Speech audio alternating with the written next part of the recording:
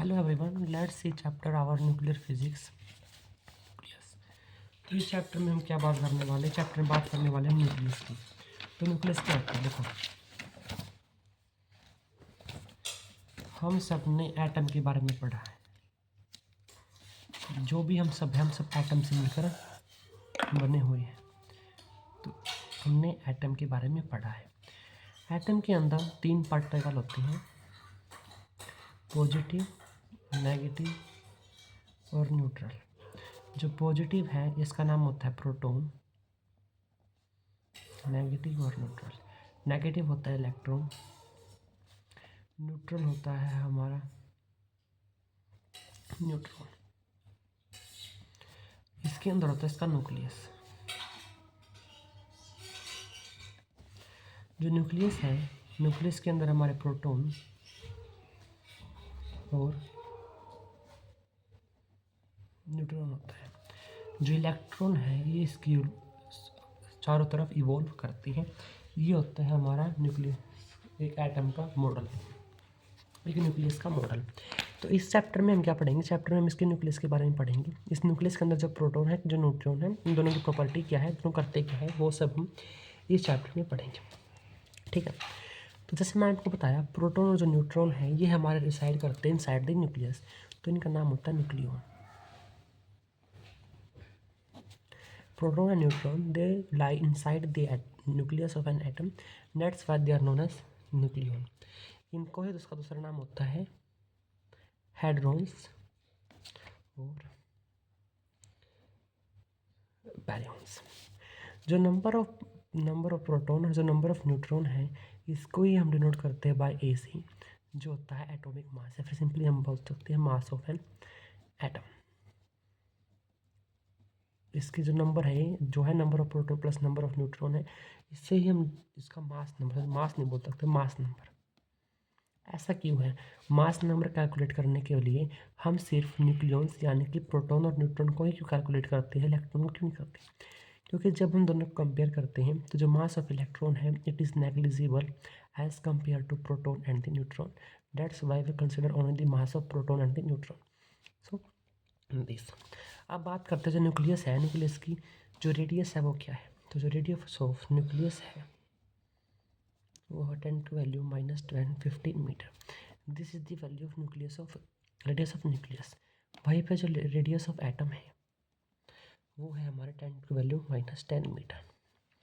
जब हम दोनों का रेशो निकालते हैं, ratio of nucleus atom by nucleus, तो हमारा निकल के आता है 10 की वैल्यू 5। अब देखो, जो प्रोटॉन और जो न्यूट्रॉन है इनको हम फंडामेंटल पार्टिकल क्यों नहीं बोल सकते? देखो, एक हम पढ़ते हैं एटॉम, स्ट्रक्चर ऑफ एटम के बारे में in our class 11, that is structure of atom. वहाँ पर एक लिखा होगा proton, electron and neutron are the fundamental particle. तो ये स्टेटमेंट हमारी ठीक होगी।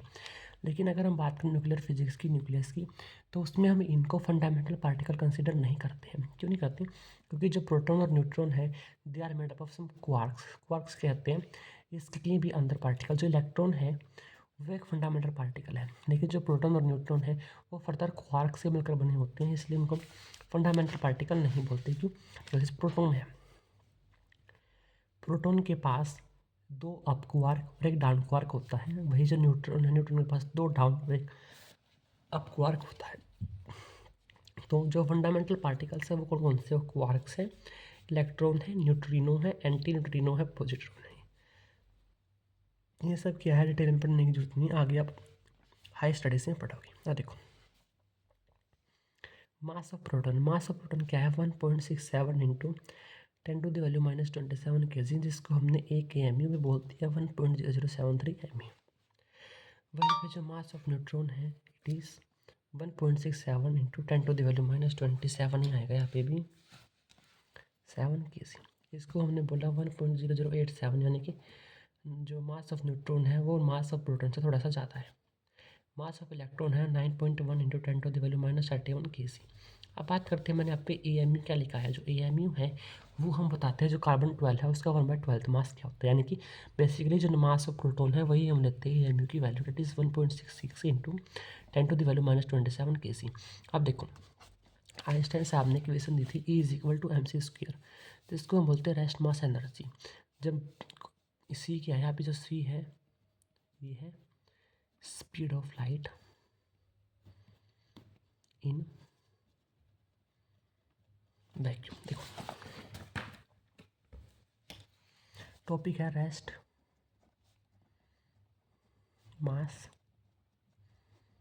एनर्जी। रेस्ट मास एनर्जी मैंने आपको क्या बताया, मैंने भी बताया E is equal to M C square. जो m है it is the mass of any particle,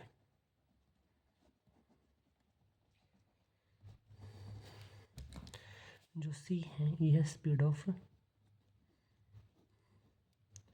light in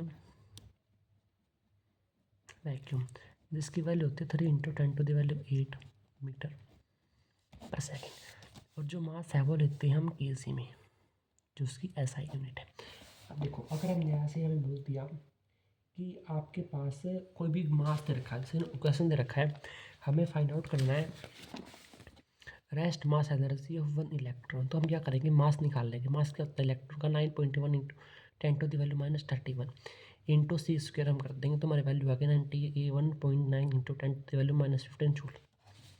ये जो जूल है it is the energy, it is the unit of energy. अब देखो rest mass energy corresponding to 1 AMU, जो 1 AMU मास है जिसकी यूनिट है 1.66 इंटू 10⁻⁻27 kg, उसके संदर्भ में जब हम उसकी रेस्ट मास एनर्जी निकालेंगे तो क्या आएगी E is equal to M C square. M की जगह पे हम लिखेंगे AMU, AMU क्या है 1.66 इंटू 10⁻⁻27 kg, सी के प्लेस पे हम सी लिख देंगे। तो जब हम निकालेंगे AMU इंटू सी स्क्वायर तो हमारी वैल्यू आएगी 931.5 मिली इलेक्ट्रॉन वोल्ट, तो उसकी वैल्यू जाएगी 931.5 मेगा इलेक्ट्रॉन वोल्ट। तो अगर यहाँ से हम AMU की वैल्यू निकाल लेंगे तो सी स्क्वायर नीचे आ जाएगा, तो हमारी वैल्यू आ गई 931.5 मिली मेगा इलेक्ट्रॉन वोल्ट पर।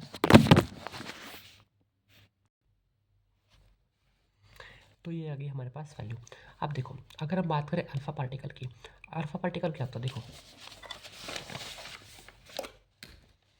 अल्फा पार्टिकल, तो अल्फा पार्टिकल क्या है, अल्फा पार्टिकल होता है He2+। He क्या है हीलियम, हीलियम का एटॉमिक होता है हाइड्रोजन हीलियम 2, तो इसका एटॉमिक नंबर क्या है, इसका एटॉमिक नंबर है 2। इसका मतलब क्या है, इसके पास जो नंबर ऑफ प्रोटॉन है वो 2 है, इसके पास जो नंबर ऑफ इलेक्ट्रॉन है वो भी 2 है, इसके पास जो नंबर ऑफ न्यूट्रॉन है वो भी 2 है। ये मैंने क्या किया, मैंने इसमें से 2 इलेक्ट्रॉन को निकाल दिया, इसके पास 2 पॉजिटिव चार्ज आ गया। जब मैं इसमें से 2 इलेक्ट्रॉन को निकालूंगा तो क्या बच जाएगा, तो बच जाएगा He+2। अब इसमें क्या इलेक्ट्रॉन नहीं है, इसके पास 2 प्रोटॉन है प्लस 2 न्यूट्रॉन है, आ गया समझ।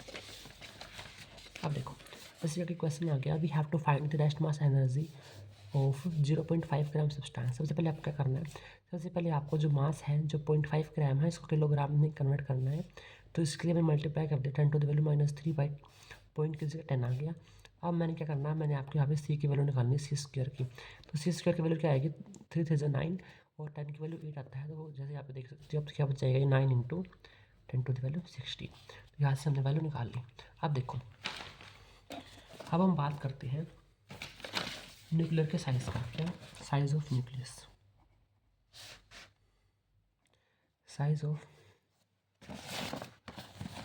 न्यूक्लियस जिसको हम बोलते हैं न्यूक्लियर साइज। तो न्यूक्लियर साइज होता क्या है, यहाँ पे जो वैल्यू आएगी न्यूक्लियर साइज की, देखो जो वॉल्यूम है वो डायरेक्टली प्रोपोर्शनल होता है ए के, ए मीन्स एटॉमिक नंबर, ठीक है। तो जो है ए के डायरेक्टली प्रोपोर्शनल होता है mass, is mass number of atomic mass के इक्वल होता है, मास नंबर के वो इक्वल होता है, ठीक है, डायरेक्टली प्रोपोर्शनल होता है। जब हम डायरेक्टली प्रोपोर्शनल का साइन हटाएंगे तो वॉल्यूम आएगा हमारा इज इक्वल टू, देखो वॉल्यूम का फॉर्मूला पुट करो 4/3 पाई आर क्यूब, ये directly proportional to A, constant को रिमूव करता हूँ तो r cube is directly proportional A. जब प्रोपोर्शनली साइन हटाएंगे तो प्रोपोर्शनल कांस्टेंट आएगा, तो r cube is equal to r naught A. इसको साइड लेके जाएंगे तो r is equal to r naught A की पावर 1/3। ठीक है, जैसे मैं आपको बोला हमारा जो a है वो 27 है। ठीक है, एक a है जो हमारा 9 है, इन दोनों जो हमारा 8 है, इन दोनों की रेडियस का हमें रेशो निकालना है। तो रेडियस का रेशो क्या आएगा, r1/r2 आएगा, a1/a2 1/3 या फिर 1/3 1/3 कैसे भी लिख लो। तो क्या आएगा 27/8 1/3, इसके आएगा 3, इसकी वैल्यू आएगी 2, तो रेशो आ गया 3/2 जो होता है 1/2। ठीक है, आई होप याद समझ में आ गया होगा। अब हम बात करते हैं आर नोट। आर नोट क्या है, आर नोट की वैल्यू क्या है, आर नोट की जो वैल्यू है वो आती है 1 × 10⁻⁻12 के आसपास ही मीटर। ठीक है, अब वहीं पे अगर हम बात करें तो बात करी हमने वॉल्यूम की, वहीं पे अगर हम बात करें एरिया की। ठीक है, तो एरिया का फॉर्मूला क्या होता है, एरिया का फॉर्मूला होता है 4πr²। एक स्क्वायर है। अब देखो रेडियस क्या है, ये है r²। तो जो एरिया है वो डायरेक्टली प्रोपोर्शनल है r² के।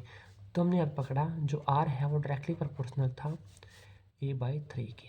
ठीक है, तो इसकी जगह हम ये रख सकते हैं, तो आ जाएगा is r directly proportional to a 1/3 power 2। तो ये आ गया a 2/3। आई होप यहाँ तक समझ में आ गया होगा। अब हमारा जो नेक्स्ट टॉपिक है वो आता है मास डिफेक्ट। मास के अंदर डिफेक्ट आना। तो मास डिफेक्ट बेसिकली होता क्या है, मास डिफेक्ट होता है हमारे पास एक न्यूक्लियस मान लो। ठीक है, इसके अंदर 3 प्रोटॉन और 2 न्यूट्रॉन है, ये हमारा न्यूक्लियस है। इसका जो मास न्यूक्लियस का वो हमने एमओ मान लिया। ठीक है, अब मैंने इसको तोड़ दिया, क्या तोड़ा, मैंने इसको तोड़ दिया। जब ये टूटेगा तो इसकी क्या होगी, एनर्जी निकलेगी, एनर्जी विल बी रिलीज्ड। ठीक है, जब भी एनर्जी निकलेगी या फिर उसका अलग अलग मास होगा तो क्या होगा, P+P+P क्यू, 3 प्रोटॉन थे +N+N मीन्स 3P+2N।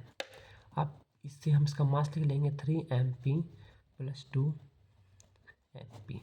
ये तो आ गया, लेकिन हमें क्या शुरू हुआ, जब हमारे पास न्यूक्लियस है इसका मास क्या है, इसका मास है ये, लेकिन जब हम तोड़ते हैं तो इसका मास ये नहीं होता। तो जब तोड़ने के बाद जो है मास है जो ब्रोकन पार्टिकल्स का वो मास ऑफ न्यूक्लियस से ज़्यादा मिलता है, क्यों, वो एनर्जी का काम होता है। ठीक है, तो इसको ही अपने बोला गया है मास डिफेक्ट। मास डिफेक्ट, मास के अंदर डिफेक्ट आ गया। ठीक है, तो डेल्टा एम है, डेल्टा एम क्या है, delta M is equal to ZMP plus A-ZM है। इसका मतलब क्या है, जो Z means number of proton और mass into proton, A-Z means number of neutron into mass of neutron minus MO जो मास ऑफ एटम था। तो जो हमारा मास टूटने के बाद आया है उसमें से मास ऑफ एटम को माइनस करता है तो हमारे पास डेल्टा एम आता है। तो ये मास आया कैसे, ये मास आता है बाइंडिंग एनर्जी से। बाइंडिंग एनर्जी क्या है, हम बेसिकली बोल सकते हैं जो एनर्जी हमें चाहिए उसको तोड़ने के लिए। तो क्या निकालेंगे, जो चेंज आया ना डेल्टा एम, इसकी फिर सी से मल्टीप्लाई करो तो वही इज इक्वल टू MC² वाली यूज कर ली। यहाँ पे जो एम आया है वो डिफेक्ट वाला एम आया है, जिसकी हमें बाइंडिंग एनर्जी निकालनी है, तो is equal to delta MC²। जैसे हमारे पास अगर हमें स्टेबिलिटी निकालनी होती है तो हम स्टेबिलिटी कैसे निकालते हैं, ये एनर्जी निकालने के बाद जो स्टेबिलिटी का फॉर्मूला होता है वो होता है जो हमने बाइंडिंग एनर्जी को निकाला है उससे हम एटॉमिक नंबर को जो है मास नंबर को हम डिवाइड कर दें, मीन्स बाइंडिंग एनर्जी पर न्यूक्लियन बोलते हैं, पर प्रोटॉन बोलते हो, वो होती है हमारी स्टेबिलिटी। तो देखो जैसे हमारे पास क्वेश्चन आता है binding energy for helium and lithium are given. हमारे पास 2 आइटम है, हीलियम और लिथियम। हीलियम का जो एटॉमिक नंबर है वो 2 है, लिथियम का 3 है, एटॉमिक मास जो है वो 4 है, इसका 7 है। इसकी हमें बाइंडिंग एनर्जी दी गई है कि इसको तोड़ने के लिए हमें कितनी एनर्जी देनी पड़ेगी, that is 27.37 milli mega electron volt and 39.3 mega electron volt. तो हमें बताना पड़ा है इसमें से जो कौन सा न्यूक्लियस ज़्यादा स्टेबल है, विच न्यूक्लियस इज मोर स्टेबल। तो मैंने आपको बताया जो स्टेबिलिटी का ऑर्डर होता है वो is directly proportional to binding energy upon atomic mass. जो भी बाइंडिंग एनर्जी गिवन है उससे हमें एटॉमिक नंबर से या फिर बात करेंगे एटॉमिक मास से डिवाइड कर दो तो हमारा स्टेबिलिटी का ऑर्डर आ जाएगा।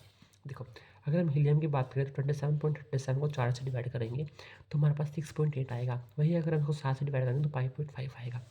इसकी वैल्यू ज़्यादा आई है तो इट इज़ मोर स्टेबल। ठीक है, अब देखो वही ग्राफ हमने ड्रॉ किया है between binding energy of A versus A, तो ऐसा हमारा ग्राफ मिलता है। तो जो Fe प्लस Fe56 है it is the more stable, क्योंकि इसकी बाइंडिंग एनर्जी पर न्यूक्लियन जो है वो सबसे ज़्यादा है। तो अब क्या करें, देखो जो भी एलिमेंट है जो भी है वो अपने लाइफ में स्टेबिलिटी गेन करना चाहता है। क्या चाहता है, एवरीवन वांट्स, हर कोई स्टेबिलिटी चाहता है। ठीक है, लेकिन अगर हम बात करें बाइंडिंग एनर्जी की, तो जो बाइंडिंग एनर्जी जिसकी सबसे अच्छी होगी अपॉन न्यूक्लियन वो ज़्यादा इसलिए स्टेबल होगा। देखो अब हमारे पास क्या चीज़ है, हमारे पास एक एटम है जिसका एटॉमिक नंबर है 2। ठीक है, एक हमारे पास जिसका एटॉमिक नंबर है 6। मैंने आपको बोल दिया ना तो एटॉमिक नंबर 2 वाला स्टेबल है ना एटॉमिक नंबर 6 वाला स्टेबल है। जो एटॉमिक नंबर 4 वाला है वो स्टेबल है। तो ये भी क्या कहेगा, ये भी स्टेबिलिटी लेना चाहेगा, ये भी स्टेबिलिटी लेना चाहेगा। तो जब ये स्टेबिलिटी चाहेगा तो इसका एटॉमिक नंबर 2 है, इसको 4 चाहिए, तो ये 2 वाले 2 जुड़ जाएंगे, 4 बन जाएंगे। पर जो 6 वाला है ये अलग अलग पार्टिकल्स में टूट जाएगा, जिससे कि 4 वाला पार्टिकल है वो स्टेबल हो जाए। तो यही से हम स्टेबिलिटी ऑर्डर को फाइंड आउट करते हैं। देखो जैसे जैसे ए की वैल्यू बढ़ेगी बाइंडिंग एनर्जी पर न्यूक्लियन ऑल्सो इंक्रीज, लेकिन जब Fe के बाद जो वो डिक्रीज करती है। इसलिए अगर हम बात करें 30 और 170 के बीच के जितने भी एलिमेंट हैं वो स्टेबल है। जो 30 और 170 के बीच के स्टेबल है, but as binding energy increase stability increase energy release. कैसे होता है आपको मैं आपको बताता हूँ। देखो आगे देखो क्वेश्चन है, हमें बाइंडिंग एनर्जी पर न्यूक्लियन और मास नंबर के बीच में हमें कर्व दिया गया है फॉर ABCD। हमें बताना है जो कि एनर्जी जिसमें रिलीज होगी। एनर्जी रिलीज कब होती है, देखो जिसके पास जितनी ज़्यादा एनर्जी होगी वो उतना ही कम स्टेबल होगा। जो भी स्टेबल होना चाहता है तो अपनी एनर्जी को रिलीज करेगा। देखो सबसे ज़्यादा स्टेबल क्या है, C है। ठीक है, तो C कैसे स्टेबल होगा, या तो D जो है किसी के साथ मिलकर C को बना ले, या जो B है वो C में टूट जाए, या जो A है वो C में टूट जाए। तो यहाँ पे हमारे पास 4 ऑप्शन थे, इसमें क्या है A जो है वो 2 C में टूट गया। इसकी बाइंडिंग एनर्जी पर न्यूक्लियन से ज़्यादा थी, तो it is the more stable. तो ये हमारे जो रिएक्शन हो गए break down into 2C। Next देखो जो न्यूक्लियस A है it's divides into 2 nuclei B and C in a fission process. Fission means में कुछ टूटता है, तो हमारे पास न्यूक्लियस A था जो 2 पीसेस में टूट गया B और C में in a fission process. Their binding energy का ऑर्डर हमें बताना है। देखो A टूटा है, अगर A टूटा है तो इसकी जो एनर्जी होगी वो सबसे कम होगी। क्यों, क्योंकि A टूटा है ना, तो उसकी बाइंडिंग एनर्जी सबसे कम होगी। क्यों, अगर इसकी बाइंडिंग एनर्जी ज़्यादा होती तो स्टेबल होता है, टूटता ही नहीं। ये टूटा है, इसको स्टेबिलिटी चाहिए थी, इसका मीन्स इसकी बाइंडिंग एनर्जी कम है। इसमें से ऑर्डर आगे पीछे भी हो सकता है, कोई हमें जरूरी नहीं है C और B ही हो। लेकिन अगर हम इसके अकॉर्डिंग बात करें तो फिर B अलग आएगा, लेकिन ये हम स्पेसिफिकली नहीं बोल सकते, लेकिन जो ऑप्शन ज़्यादा करेक्ट है वो इसका वैल्यू आएगी। नेक्स्ट है बाइंडिंग एनर्जी पर nucleon curve as a function of atomic number mass है शार्प पीक फॉर हीलियम। इसका मतलब क्या, देखो इसका मतलब ऐसे यहाँ ना शार्प पीक दे दी, तो यहाँ मान लीजिए आप अगर हीलियम होता तो हीलियम के लिए शार्प पीक है, तो हम क्या कंक्लूड कर सकते हैं, we can conclude here that जो हीलियम है वो बहुत ज़्यादा stable, it is very stable. जो हीलियम है वो बहुत स्टेबल है, हम यहाँ से कंक्लूड कर सकते हैं, क्योंकि उसके लिए शार्प पीक आई है। मीन्स उससे नीचे वाले की बाइंडिंग एनर्जी कम है, उससे अगले वाले की बाइंडिंग एनर्जी पर न्यूक्लियन भी कम है। इसकी जो बाइंडिंग एनर्जी पर न्यूक्लियन है वो मैक्सिमम है, इसलिए जो हीलियम है इट इज़ वेरी स्टेबल। अब देखो कोई भी रिएक्शन होती है तो उसके क्यू वैल्यू निकलते हैं। क्यू वैल्यू निकलने का मतलब क्या है, जैसे हमारे पास 2 रिएक्टेंट है A प्लस B, ये रिएक्ट हुए तो हमारे पास C प्लस T प्रोडक्ट मिला। जैसे ही इससे रिएक्ट करने के बाद ये प्रोडक्ट मिला तो हमारे पास जो क्यू है कुछ वैल्यू है कुछ एनर्जी है वो बाहर निकल जाएगी, उसको हम बोलते हैं क्यू वैल्यू। तो जब हम एनर्जी कंजर्वेशन लगाएंगे तो जो A की वैल्यू है B की वैल्यू है वो C प्लस D की वैल्यू प्लस Q की वैल्यू बराबर आना चाहिए। यहाँ पे तो हमारे पास मास है, इसको हम एनर्जी में कैसे कन्वर्ट करेंगे, M is equal to M C square. तो M का A का मास C स्क्वेयर, M B का मास C square is equal to MC square MD C स्क्वेयर प्लस Q। जैसे जब हम Q निकालेंगे तो Q कैसे निकालेंगे, इसको सर लेकर जाएंगे तो MA plus MB minus MC plus MD into C²।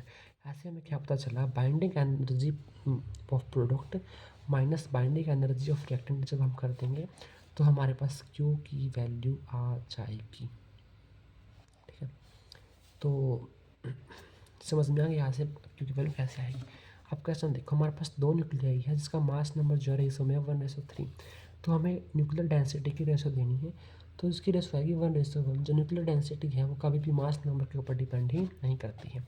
अब नेक्स्ट क्वेश्चन देखो, the radius of G nuclei is measure to be twice of radius of beryllium. जो G है वो बेरिलियम से, यहाँ पे G आएगा, जो G है जर्मेनियम है वो बेरिलियम से ट्वाइस है, तो वही जो रेडियस ऑफ जर्मेनियम है it is twice of radius of beryllium.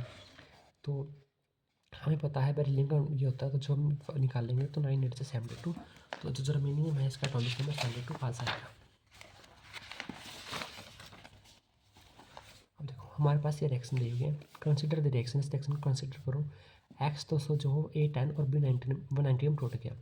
If the binding energy पर न्यूक्लियर फॉर X और A और B जो वो गिवन है, तो हमें अमाउंट ऑफ एनर्जी रिलीज बताना है। तो सिंपली क्या करो, इन दोनों की बाइंडिंग एनर्जी को ऐड कर दो और इसमें इसको माइनस कर दो। देखो बाइंडिंग एनर्जी ऑफ ए हमारे पास गिवन है 8.2 इंटू 10 190 इंटू 8.2 माइनस 200 इंटू 7.4। जैसे हमने वैल्यू निकाली तो उससे हमने ऐसे कॉमन निकाल लिया क्योंकि दोनों सेम थे, तो हमारे पास वैल्यू आ गई 160 मिली इलेक्ट्रॉन वोल्ट। तो आज की वीडियो में इतना ही, कल मिलेंगे और कुछ क्वेश्चन लेके, और फिर अपना जो न्यूक्लियर फोर्स है जो उसको बांध के रखता है उसके बारे में हम पढ़ेंगे। तब तक के लिए ऑल दी वेरी बेस्ट।